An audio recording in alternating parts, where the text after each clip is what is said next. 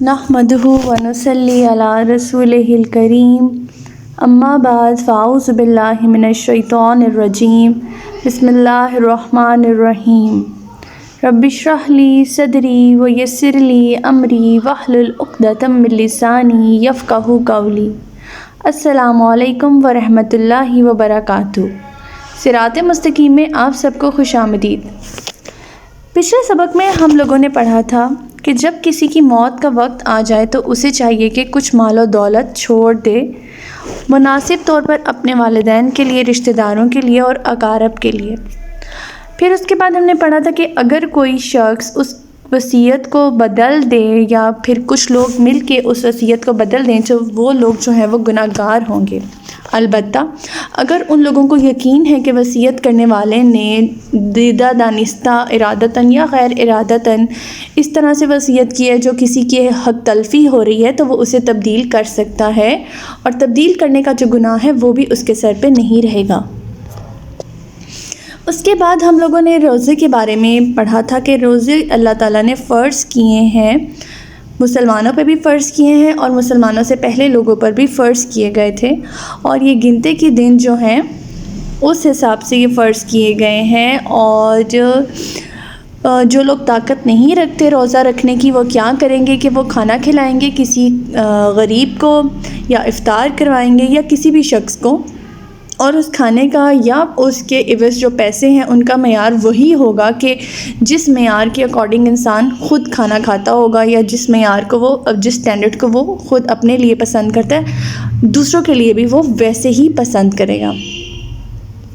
रोज़े की फ़र्ज़ियत के बारे में, उसकी अहमियत के बारे में हम लोगों ने पढ़ा था कि इस रमज़ान में जो है वो अल्लाह ताला ने कुरान पाक को नाज़िल फ़रमाया, इसलिए रमज़ान की जो एक इम्पॉर्टेंस है, फ़जीलत है, वो अल्लाह ताला ने बढ़ा दी।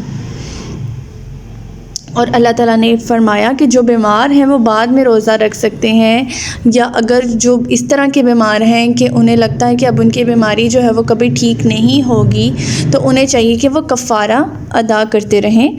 और ये जो है अल्लाह ताला, इसलिए अल्लाह ताला ने ये हुक्म दिया कि लोगों के लिए आसानी रहे, और अल्लाह ताला लोगों के लिए आसानी पैदा फरमाते हैं और लोगों को हिदायत देते हैं ताकि इंसान जो है वो शुक्र करे। हमारी आज की आयत नंबर 186 से लेकर आयत नंबर 190 तक है। तो आज का सबक शुरू करते हैं। बिस्मिल्लाहिर्रहमानिर्रहीम। फ़इज़ा सअलका इबादी अन्नी फ़इन्नी क़रीब उजीबु दअवतद्दाइ इज़ा दआनी फ़लयस्तजिबू ली वलयुमिनू बी लअल्लहुम यरशुदून। और जब मेरे बंदे आपसे मेरे मुतल्लिक़ पूछें तो इन्हें कह दीजिए कि मैं इनके करीब ही हूँ।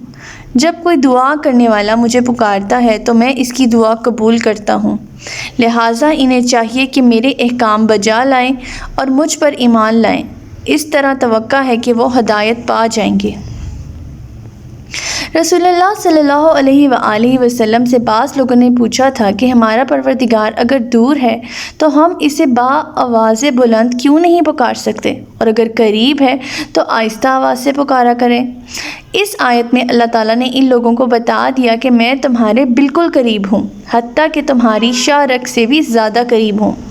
फिर अल्लाह ताला ने सिर्फ़ इनके सवाल के जवाब पर इक्तफ़ा नहीं किया बल्कि और भी कई बातें इरशाद फरमा दी जो इंसानी हिदायत के लिए इंतहाई ज़रूरी थी और जिनसे शिरकिया अकायद की जड़ तक कट गई। मसलन जब कोई शख्स मुझे पुकारता है तो मैं इसकी पुकार या दुआ को सिर्फ सुनता ही नहीं हूँ बल्कि कबूलियत भी बख्शता हूँ, और इससे इन लोगों के बातिल ख़याल का जो है वो हो गए, बातिल ख़याल रद्द हो गए जो कहते थे कि हम गुनाहगारों की दुआ अल्लाह कब सुनता है और कबूल करता है।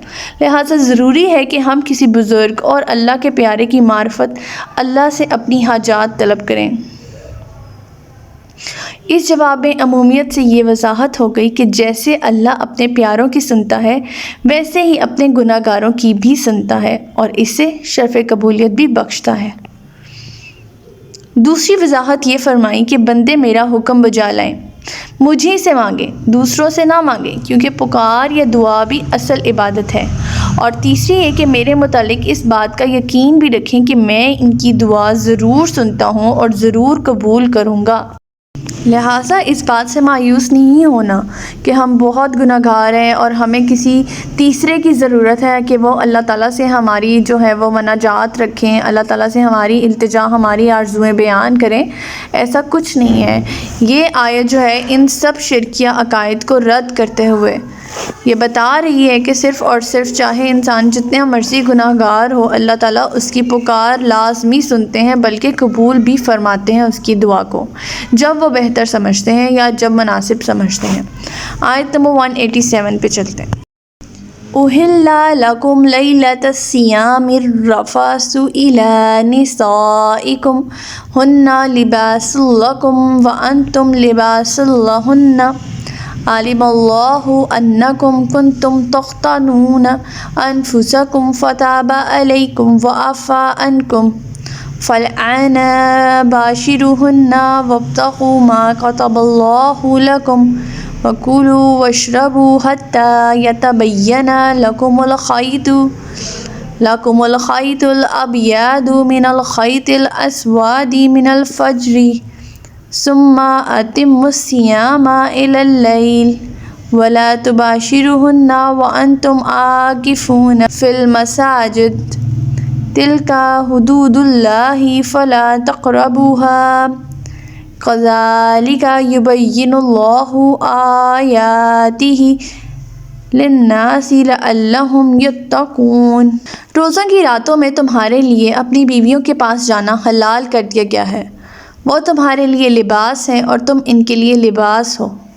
اللہ کو معلوم ہے کہ تم اپنے آپ سے خیانت کر رہے تھے، لہٰذا اللہ نے تم پر مہربانی کی اور تمہارا قصور معاف کر دیا، سو اب تم ان سے مباشرت کر سکتے ہو، اور جو کچھ اللہ نے تمہارے لیے مقدر کر رکھا ہے اسے طلب کرو، اور فجر کے وقت جب تک سفید دھاری کالی دھاری سے واضح طور پر نمایاں نہ ہو جائے تم کھا پی سکتے ہو، پھر رات تک اپنے روزے پورے رکھو، اور اگر تم مسجدوں میں اعتکاف بیٹھے ہو تو پھر اپنی بیویوں سے مباشرت نہ کرو۔ یہ ہیں اللہ تعالیٰ کی حدود، تم ان کے قریب بھی نہ پھٹکو۔ اسی انداز سے اللہ تعالیٰ اپنے احکام لوگوں کے لیے کھول کھول کر بیان کرتا ہے تاکہ وہ پرہیزگار بن جائیں۔ کتنا لطیف انداز ہے میاں بیوی کے درمیان جو تعلقات ہیں ان کو بیان کرنے کے بارے میں، جس کے بہت سے مفہوم ہو سکتے ہیں۔ ایک تو یہ ہے کہ جس طرح لباس اور جسم کے درمیان کوئی اور چیز حائل نہیں ہوتی، اسی طرح میاں بیوی کا تعلق ایک دوسرے کے ساتھ ہوتا ہے۔ دوسرا یہ کہ تم دونوں ایک دوسرے کے رازدان ہو۔ تیسرا یہ کہ تم دونوں ایک دوسرے کی عزت کے شریک ہو، اور چوتھا یہ کہ تم دونوں ایک دوسرے کے پردہ پوش ہو، وغیرہ وغیرہ۔ ایک حدیث کے مطابق جب روزے فرض ہوئے تو لوگ سارا مہینہ عورتوں کے پاس نہ جاتے، پھر بعض لوگوں نے چوری چوری یہ کام کر لیا، تب اللہ تعالیٰ نے یہ آیت نازل فرمائی۔ یہ بخاری کی حدیث ہے۔ یہاں ایک بہت امپورٹنٹ بات جو اللہ تعالیٰ فرما رہے ہیں کہ اللہ تعالیٰ فرما رہے ہیں کہ ان حدوں سے تجاوز نہ کرنا۔ یوں نہیں فرمایا اللہ تعالیٰ نے، بلکہ اللہ تعالیٰ نے فرمایا کہ ان حدوں کے قریب بھی نہ بھٹکنا۔ ان دونوں قسم کے فکروں میں جو فرق ہے وہ سب سمجھتے ہیں کہ مطلب پاس ہی نہیں جانا، تجاوز کرنے کی تو دور کی بات ہے۔ آیت نمبر 188۔ وَلَا تَأْكُلُوا أَمْوَالَكُمْ بَيْنَكُمْ بِالْبَاطِلِ وَتُدْلُوا بِهَا إِلَى الْحُكَّامِ لِتَأْكُلُوا فَرِيقًا مِّنْ أَمْوَالِ النَّاسِ بِالْإِثْمِ وَأَنْتُمْ تَعْلَمُونَ۔ اور آپس میں ایک دوسرے کا مال باطل طریقوں سے نہ کھاؤ، نہ ہی ایسے مقدمات اس غرض سے حکام تک لے جاؤ کہ تم دوسروں کے مال کا کچھ حصہ ناحق طور پر ہضم کر جاؤ، حالانکہ حقیقت حال تمہیں معلوم ہوتی ہے۔ باطل طریقوں سے دوسروں کے مال ہضم کرنے کی جو کئی صورتیں ہیں، مثلاً چوری، خیانت، دغا بازی، ڈاکو، جوا، سود اور تمام ناجائز قسم کی تجارتیں اور سودے بازیاں۔ اس کی ایک صورت رشوت بھی ہے کہ حاکم کو رشوت دے کر آپ مقدمہ اپنے حق میں کرا لیں اور اس طرح دوسرے کا مال جو ہے وہ ہضم کر لیا جائے، حالانکہ تمہیں معلوم ہو کہ یہ جو ہے جائیداد وہ فلاں کی ہے۔ لیکن اس کی ملکیت کا اس بیچارے کے پاس کوئی ثبوت نہ ہو اور آپ حاکم کو رشوت دے کر اسے اپنے نام کروا لیں۔ چنانچہ آپ صلی اللہ علیہ وآلہ وسلم نے فرمایا، میں ایک انسان ہی ہوں، تم میرے پاس جھگڑے لے کر آتے ہو سکتا ہے کہ تم میں سے ایک دوسرے کی نسبت اپنی دلیل اچھی طرح پیش کرتا ہو اور میں جو کچھ سنوں اسی کے مطابق فیصلہ کر دوں، اور اگر میں کسی کو اس کے بھائی کے حق میں سے کچھ دینے کا فیصلہ کر دوں تو اسے چاہیے کہ وہ نہ لے، کیونکہ میں اسے آگ کا ٹکڑا دے رہا ہوں۔ بخاری و مسلم کی یہ حدیث ہے۔ اس کا مطلب یہ ہے کہ بے شک آپ صلی اللہ علیہ وسلم اس کی جو ہے وہ دلیل دیکھ کر اس بات پر آمادہ ہو جاتے ہیں، لیکن آپ کو کیونکہ معلوم ہے کہ حقیقت کیا ہے اور اس کا مال جو ہے وہ اس کا نہیں ہے، اس آدمی کا ہے جس بیچارے کو ثابت نہیں کرنا آیا، تو آپ خود ہی جو ہے وہ بتا دو کہ یہ مال اس کا ہے اور اپنے بھائی کو وہ مال دے دو، کیونکہ ایسے کیس میں آپ ایک آگ کا ٹکڑا اپنے ذمہ لے رہے ہو۔ آیت نمبر 189، یسألونک عن الأحلة قل هي مواقیت للناس والحج وليس البر بأن تأتوا البيوت من ظهورها ولكن البر من اتقى وأتوا البيوت من أبوابها واتقوا الله لعلكم تفلحون۔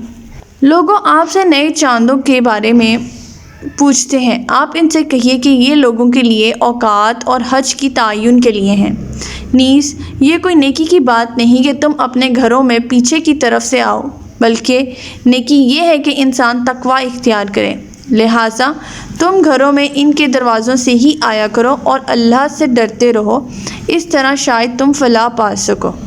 سوال کرنے والوں کا سوال یہ تھا کہ چاند کیسے گھٹتا یا بڑھتا ہے اور اس کی شکلیں کیسے بدلتی رہتی ہیں، اور سب سے بڑھ کر یہ کہ اس کا انسان کی عملی زندگی اور ہدایت سے کوئی تعلق نہیں ہے۔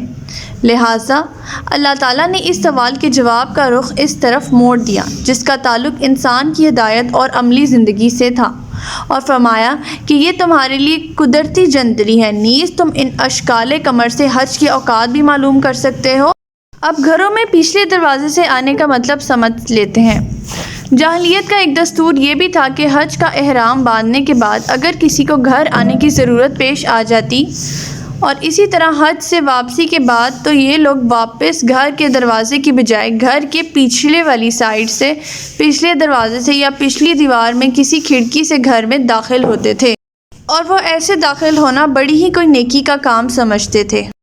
اس سے ایک بات یہ بھی معلوم ہوتی ہے کہ کسی بھی بات کو نیکی سمجھ کر دین میں داخل کر دینا اور اسے دین کا حصہ بنا دینا شرعی طور پر بالکل بھی جائز نہیں ہے، اور یہ ممنوع ہے، اور یہ بدعات میں آ جاتی ہے اس کی کیٹیگری۔ آیت نمبر 190، وَقَاتِلُوا فِي سَبِيلِ اللَّهِ الَّذِينَ يُقَاتِلُونَكُمْ وَلَا تَعْتَدُوا إِنَّ اللَّهَ لَا يُحِبُّ الْمُعْتَدِينَ۔ تم اللہ کی راہ میں ان لوگوں سے جنگ کرو جو تم سے جنگ کرتے ہیں، مگر زیادتی نہ کرنا، کیونکہ اللہ تعالیٰ زیادتی کرنے والوں کو قطعاً پسند نہیں کرتا۔ مدینہ آ کر جب مسلمانوں کی ایک چھوٹی سی ریاست قائم ہوئی تو مسلمانوں کو لڑائی کی اجازت مل گئی، یعنی اگر کوئی آپ کو قوت ملی ہے تو آپ نے اس کا ناجائز استعمال نہیں کرنا، بلکہ وہاں استعمال کرنا ہے جہاں اس کی ضرورت ہو، اور جتنی ضرورت ہو اتنا ہی استعمال کرنا ہے اپنی طاقت کو۔ اللہ تعالیٰ اس آیت میں جنگ کے کچھ آداب سکھا رہے ہیں۔ تو ہمارا سبق آج کا یہیں تک تھا۔ اللہ تعالیٰ سے دعا ہے کہ اللہ تعالیٰ ہمیں ہدایت دے اور اللہ تعالیٰ ہمیں استقامت عطا فرمائے۔